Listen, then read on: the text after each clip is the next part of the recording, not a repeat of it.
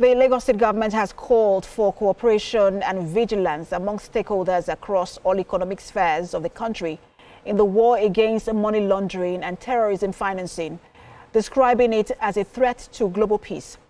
Declaring open a 3-day strategic level anti-money laundering and countering terrorism workshop for senior officials of the Lagos State government in conjunction with the International Institute for African Defense, Security and Governance in Ekpe, Lagos. The State Commissioner for Finance, Abayomi Oluyomi, said the training is to enable the civil servants as critical stakeholders gain insights and strategies needed to enhance their professional capabilities. The Commissioner, who was represented by the Permanent Secretary, Lagos State Treasury Office and Accountant General of the state, Dr. Abiodun Moritala, reminded the participants that the fight against money laundering and terrorism financing requires continuous vigilance, adaptability, and a spirit of cooperation across borders.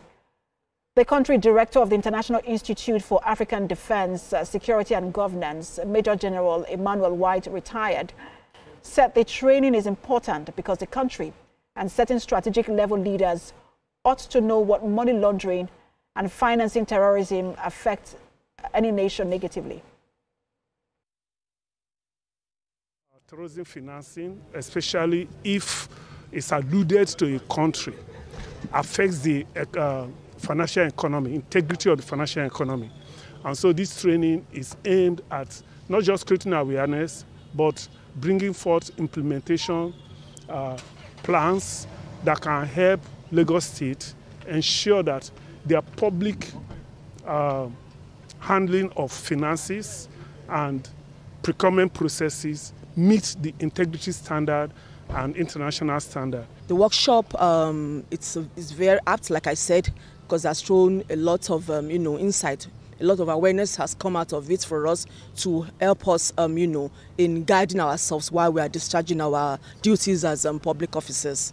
Many people misunderstand what it means, and they feel that it only affects a certain kind of person because they say it's money laundering, whether it's money from theft or kidnapping. But if you look at the Act, 2022 Act, it's actually a lot more encompassing than that. So the impact Lagos State has is quite significant. When we are reviewed peer group, Edmond Group, FATAF, that put us on the grey list, they talk to those who are in government. And I'm sure Lagos State will be one of them. And that's the reason why we need to educate the people who are in Lagos State, and let's get them to talk to other people and appreciate what money laundering is all about. And out to Cross River, where the